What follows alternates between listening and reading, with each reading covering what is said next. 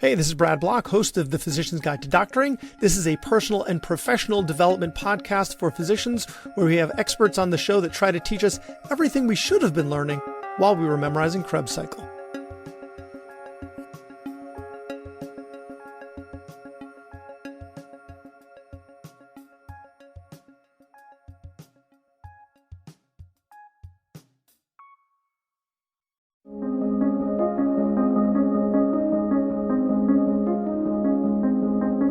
Hey there, it's Brad. As someone who's passionate about podcasting, I've always thought there should be more support for physicians who want to share their stories and expertise. That's why we're launching Doctor Podcast Network. We're bringing together a community of physician podcasters with one goal in mind: to provide the tools, connections, and resources you need to grow your show. So whether you've been podcasting for a while or maybe you're just starting, we've designed this network to support you every step of the way, and we're going to help each other rise, not compete. If this sounds like something you'd benefit from, we'd love for you to join us as we get closer to launch. So you can sign up at drpodcastnetwork.co for early access. Stay tuned for more details in the coming weeks. Really looking forward to what we can create together. Doctor Podcast Network, where doctors podcast. Doctor Podcast Network, where doctors podcast. Doctor Podcast Network, where doctors podcast. Welcome back to the podcast. We have actually today an old friend of the show. He's been on the show before to talk about medical ethics, but today we're going to be talking about his article, Diversity Without Inclusion, The Constant Need to Conform Within Medicine, which was recently published in the Mayo Clinic Proceedings with his co-author, Dr. Adam Millam. So welcome back to the show, Dr. Stephen Bradley. Dr. Bradley is a critical care anesthesiologist and certified health ethics consultant, which is what we talked about in the show last time. He completed residency and fellowship at the University of Chicago Medical Center and 2 years of training with the McLean Center for Clinical Medical Ethics. He's currently an assistant member of the Moffitt Cancer Center and assistant professor of medicine at USF Morsani College of Medicine. His research interests include perioperative healthcare disparities, ethical implementation of AI, and ethical approaches to complex medical decision-making. Dr. Bradley, welcome back to the show. Dr. Block, thank you so much for having me back. I think if you're Dr. Bradley and I'm Bradley, I think it'll get a little, but Bradley. Okay, so how does our profession often focus, because this is the title, right? Often focus on diversity, but fall short on inclusion. Yeah, so inclusion is that third letter in that dirty three-letter word, that's DEI. The phrase has been somewhat weaponized in mainstream media. It's been demonized. It's been politicized to where it means so much more. But if you get back to this just simple definitions, diversity, equity, and inclusion, I don't think most people are generally opposed to what those words mean individually. Diversity is good. You know, the three-flavor tub of ice cream, the Neapolitan is better than depending on who you ask, better than just vanilla chocolate. Oh, but come on, nobody eats the strawberry. I don't know if you should be making those comparisons in the future. The strawberry always gets left over. Fair enough. But maybe that's the analogy. Maybe you're saying the inclusion is the strawberry in the Neapolitan tub of ice cream. Some people out there like the strawberry. You can't leave those folks out. But that diversity is good. Equity is good. We want that for our patients, for our healthcare outcomes. And inclusivity is great. Everybody wants to be included. When you put those three things together and mix it all around with politics, then you get some weird concoction, depending on what social media site you go to. But that piece of inclusion gets left off because we spend so much time accruing diversity. We've looked at, we can bring in affirmative action or quotas, or how do you cultivate a diverse medical school class or a diverse faculty at your program or in your medical group for partners you're hiring. But what is that inclusion piece? Because once you have that diverse workforce, how do you make people feel included? And that's what the article that we wrote really gets down to. Inclusion means creating these environments where these individuals you've recruited, these individuals you've amassed that are diverse, can thrive authentically, being their authentic self. It sounds to me like there's a significant amount of effort required to improve diversity, right? Yeah. But it's almost, actually, I don't have an analogy there, but so it's going to require a certain amount of energy, and that's to get people there. But you need the inclusion to get them to stay. And if you have that inclusion, you get them to stay, then it becomes, you don't have to put as much effort into the diversity because the inclusion then attracts more of that diversity. But because we're putting all the attention on the diversity and neglecting the inclusion, the people that were brought on with diversity in mind don't want to stay. Yeah. And so then you've got to, it's like we talk about how much it costs to hire a physician, right? There's a certain cost here. And so you're not really sorting out your investment appropriately because you're neglecting the inclusion. Is that correct? Yeah, absolutely. I think some people don't understand, which we'll get into, what inclusion looks like, because it's not, we don't need $1 million budget or sweeping policy changes to implement inclusion or inclusivity. There's small changes that you can make to improve that. Let's talk about that. So let's say you're talking to the head of an institution, right? And you're going to have some influence over them. What are you going to teach them about this inclusivity?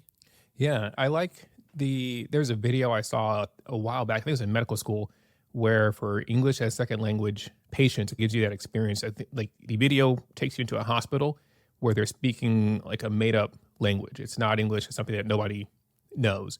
And it just gives you that experience of someone that doesn't speak the language and you're trying to receive healthcare. And I think understanding what it feels like to be a quote unquote outsider. If you've traveled abroad, maybe you go to Africa where you're the only white guy in the village, or go to Asia or somewhere that it's painfully obvious that you are indeed minority. And then you flip that around, because that is the experience of so many diverse individuals in America, and specifically in our institutions of higher education, in our healthcare system. So I would say to these people, first you got to understand, what does it feel like to be an outsider? We've done a lot of things like opening up which holidays we recognize. Are we inclusive in the holidays that we observe as institutions? Giving some people want Christmas off, some people celebrate Kwanzaa, some people celebrate Hanukkah. How do we be more inclusive in observing other people's religious holidays or celebrations? Different cultural celebrations that people have. Institutions can really affect change just by being open and understanding, and even more so in terms of expression, which also was what the paper focused about. Different cultures have different cultural expressions. I think about over in New Zealand is a big deal because some of their politicians were wearing traditional face paint and other outfits in their parliament. And that was a big deal, but we're also in New Zealand, so they should be able to wear their cultural stuff. But how we express ourselves and how our expressions are received by our institution is a huge piece of that inclusivity. So the example that you used, you showed a picture of yourself when you started, I think it was starting medical school. You were clean shaven and you had short cropped hair, right? Yeah. And same with your co-author, right? I think he maybe had a goatee, but that was it, right? And now you showed pictures of yourselves now. You've got a full beard, you've got dreadlocks, and he has braids, or I can't recall, braids or dreadlocks or both, right?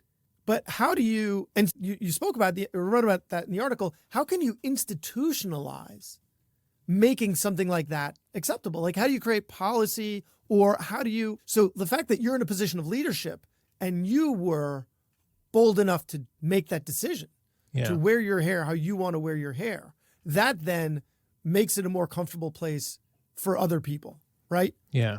That look like you. And But how can you institutionalize something like that? yeah, probably the only reason I didn't have a goatee was probably because I couldn't grow one at the time. But it sounds trivial, and it sounds, we're just talking about hair, depending on, whoever's listening to this and what background you're coming from. And that's the point, is that we're talking about something as trivial as how someone chooses to wear their hair. Adam Milam and myself, we wrote this article. He locked his hair as well. I joke because I inspired him, quote unquote, to lock his hair, and his hair is a little further behind and not as long as mine. So I rub that in every chance I get. But we wrote this because along the way, there was this pressure to conform. So when I was applying to medical school, when I was applying to residency, I didn't want to appear, quote unquote, countercultural or quote unquote unprofessional in any way, shape, or form. We know there's certain institutions, these are unspoken rules, whether you're at very elite institutions on the East Coast, down South, where you may be concerned that alternative styles of dress or expression won't be accepted. So you show up, you look very different. Immediately, there's going to be some bias, whether it's conscious or unconscious, and it's going to negatively affect you. And you're there for an interview for medical school or for residency, two very vulnerable points in time in your career. And I remember I had a very conscious decision to make to go ahead and clean shave and cut my hair short during both of those critical points in my life. Once I was accepted and I was in residency, after a couple of years, I grew my hair out because I felt comfortable. I think people knew me, knew my work ethic. There wasn't a chance I was going to get fired just for growing my hair out. And I chose you've got more leverage. Absolutely. Right? No, really. Yeah. That's what it comes down to. When Yeah. you're a student who's interviewing, you have no leverage. Like, you want something from them. But now when you're at the institution, especially if you've been there a couple of years, like it's going to take a lot for you to be like, oh, so now you've got leverage and you can do something like that. Yeah. Was that the experience that inspired you to write the article, or was there something else that happened as well? Absolutely. My co-author, Dr. Milam, or Adam, he ran into a colleague who had commented on his hair, like, oh, they let you wear your hair like that. And he was taken aback because, again, there's this unspoken rules that a physician looks this way. A black Can physician. I ask you, the Yeah, person go that ahead. asked him, what was that person's background? Right? Was that a white colleague or a black colleague that asked them, do they let you wear your hair like that? I never asked him. We can, you Yeah. know, and I don't want to assume because I honestly didn't ask the question, but it does reflect this institutionalized professionalism that Yeah. did you get permission for that? Because you look different from everybody else that I've seen. Yeah. My thought would be, if it was a black colleague, it'd be like, oh, wait, they let you wear your hair like that. Maybe I can do it too. But if it's coming from a white colleague, the tone would be very different. Yeah. Yeah, I could see that. I didn't even think to ask. It was more so the bigger picture of The fact that it rules. was asked by anyone to begin with, that something like that, Yeah. like your hairstyle, would require permission. That's And mind you, my colleague's a full professor at his institution. a full professor. Yeah, MD, PhD, full professor. Yeah, he's an impressive individual. But right, you said hair seems trivial, Mhm. right? But what are the other aspects of inclusion that don't seem or might not seem? And mind you, I just want to highlight, it was you that said that about the hair, not me. But Yeah. I think it's emblematic of that idea. But what else are we talking about here with inclusion? Yeah. So for me, my locks are hairstyle. For other people, locks are very deeply ingrained within their culture or even within their religion. And other hairstyles or hair coverings, there can be religious components to that. There can be just very deep cultural components to where, oh, okay, if I had to cut my hair, I will be upset about it, but it's not going to violate my religion or my principles.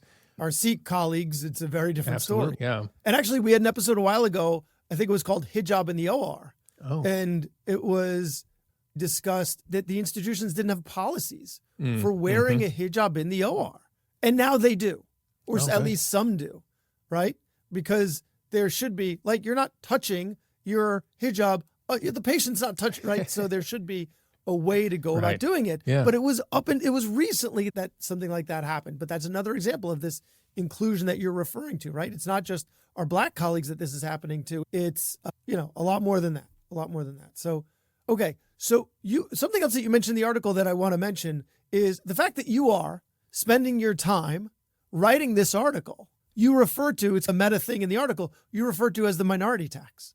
Yeah. Yeah. So the minority tax can be thought of in two different ways. One is that as an individual in a position of authority or leadership, it's incumbent upon you to make sure that other minorities are able to follow in your footsteps. You can also think of it as the extra things that you have to do to be successful compared to other colleagues. And for Adam and myself, one of those things is mentoring. And what comes up frequently in mentoring other Black students is, should I cut my hair for interviews or should I not? Should I wear my earrings or should I not? And how do they address? Actually, very recently, one of us was contacted by an individual who had matched into a fellowship program, and that fellowship program told them that they needed to cut their hair. And this is like a couple months ago. And so now how do you recommend or counsel or mentor somebody that's faced with this very tough predicament that could really change the course of your career? So it is happening. This is the reason why we wrote this article. What's the answer? What advice did you give? This story is about third or fourth hand to protect people that are in this situation. Okay. There's Names and dates and right. genders may have been changed to protect everything the has been innocent. changed. But the advice that we give, we talk about what do you say to hospital leadership. People are very crafty sometimes when they tell you, hey, you need to cut your hair, you need to conform, or those tattoos, you need to cover up or take those piercings out. There's some people that are very good at saying it without saying it. And there's some people that are going to put it in an email and just blast it right across. And part of our counsel is there are laws against discrimination.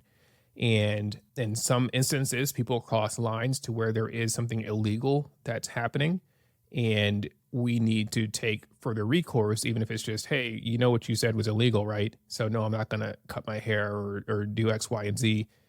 But I still want to come to your fellowship. Yeah, right? Which it sucks. But sometimes that's what you got to do. Or do you go all the way to a lawsuit, which, again, as a trainee, who really has the time, money, resources to pursue that? But that is an option. So for those individuals that are interviewing, what do you tell them? Does it like depend on not this person who got an email, right? Mm-hmm. That's a very specific situation, right? But like you're interviewing for a competitive residency position, right? Position you really want to get into, not sure if you've got the credentials for it. What advice are you giving in that situation? Yeah, I tell them it's a personal choice, and I share what I did was that I wanted above everything else to match, and I didn't want anything at the end of the day to look back and think, man, if only I'd cut my hair, if only I'd done something differently or shaved. Yeah. That was the difference between matching or not matching. I have other colleagues, Dr. Robert Drummond, he's a MD, PhD, trained at Hopkins, and he's had an earring in his ear like his entire career. I think he was probably born with it.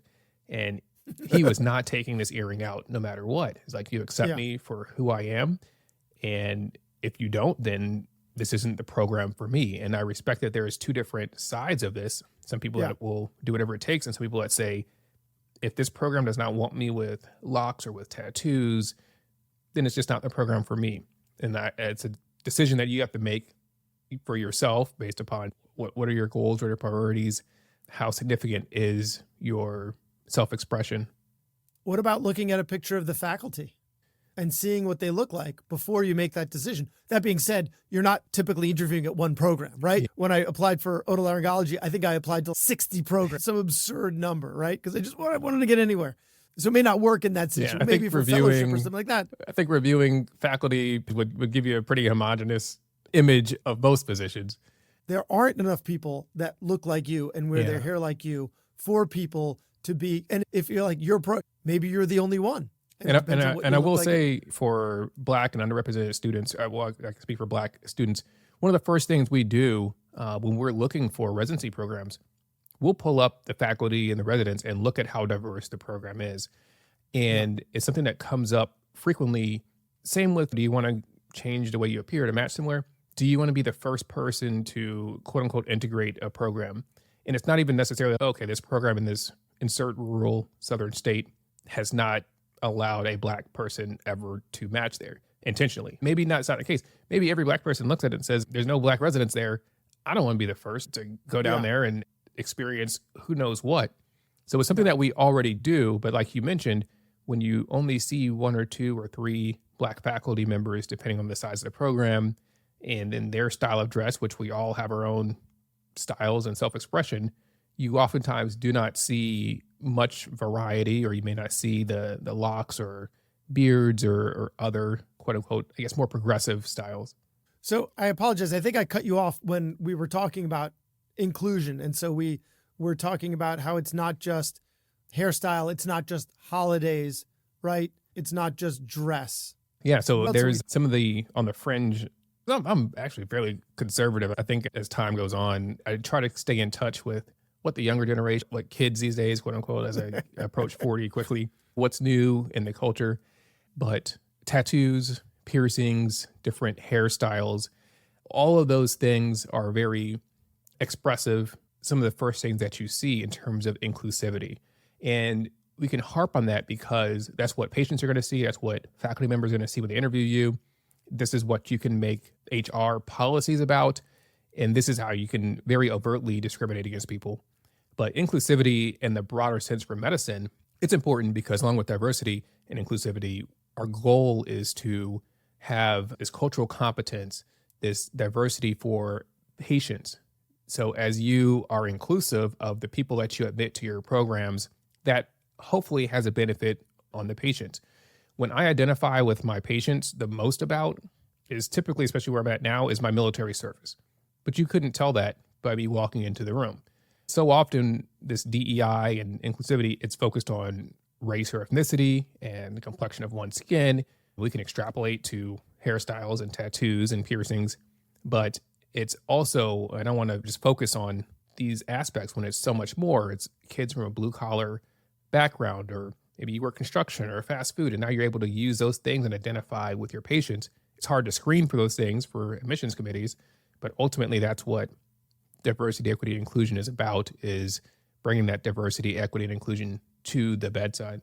Because those different experiences are going to then, it'll help you connect with the patient. Maybe it'll help you identify problems that someone without that lived experience is going to be able to identify, certain barriers of trust or understanding. So all of this works towards the benefit of our patients, which is what we're all here for. We're not just here for billing and coding. We're here for helping the patients. So to close, you've got listeners, right? Other physicians, some of whom might be underrepresented, minoritized, or not. But how can we all help, whether we're in a position of leadership or not, to make sure that our colleagues feel comfortable expressing their most authentic self? Yeah.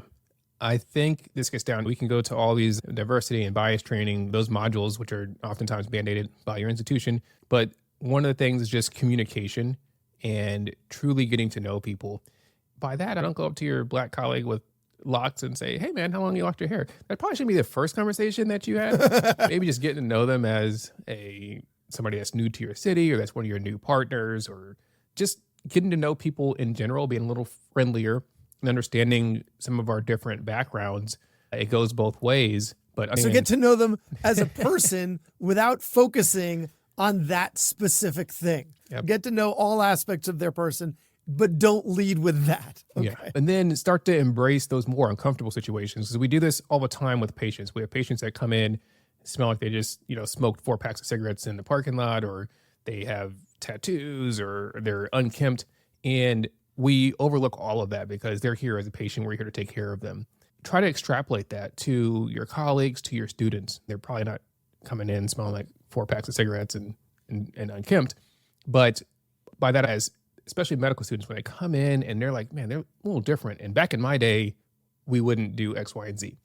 I challenge you to try to lean into that and understand like what's new, what's acceptable. When in doubt, you can relate to patient care. Does this negatively affect patient care because these actions or this style of dress is so far outside the norm that it's now a distraction, or those tattoos are offensive? I'll tell you, this is the craziest story. I'll keep it brief. I was moonlighting at one of the hospitals in Virginia. Opto resident comes in, and it was an interracial couple, black male, white woman. And the opto resident signed the patient's eye because they were doing some eye procedure. His initials were SS. So he signs SS over and like closer to the middle. So right smack dab in the center of this lady's forehead. He didn't do the lightning bolts, did he? No lightning bolts. It was like at least a curved SS. And so the partner comes in and immediately just intense rage, hurt, shock, everything just washed over this person's face. And this resident was still in there. And I was like, hey man, you got to adjust that. The family member started immediately to wipe it off. But it's that cultural competence. That was pretty far right or left field example. But he had no idea what that meant to a lot of people. If you've ever been on the internet, I don't know, you've probably seen that come up. But understand things that are offensive to patients and then adjust that or admonish those students or talk to those partners if it gets that far, and then lean into HR, because there are laws about this stuff and you need to work within the bounds of human resources, whether it's for students, whether it's for colleagues, whether there are actual issues, and refer upwards, because you don't want to insert yourself into these situations. Yeah. You're not a legal expert. Know what you know and know what you don't know. That's fantastic advice. It was a great article. I'm sorry that you have to, in doing so, are paying the minority tax, right? You're writing about this stuff instead of focusing on your music, as I can see that you still do on your Instagram page. And for everyone that wants to hear more from Dr. Bradley, the Black Doctors podcast, check it out. He's set up his curriculum for the new year. And always great to have you on the show. Always great to talk to you. Thanks so much for having me. Thanks for listening. I have a favor to ask. You listened to the episode until the end, which means you either fell asleep or you really liked the episode. So please share it or like it or comment on a social media post or write us a 5-star review. Something. It would really help me out. And maybe what you learned from this episode can help someone else too. The views expressed in this episode are those of the interviewer and interviewee and don't represent the views of their employer or even their significant other. Even though the magic of podcasting make it sound like I'm talking directly to you. This is not a doctor-patient relationship, and this is not medical advice, or financial advice, or really any advice. Thank us again for listening to The Physician's Guide to Doctoring.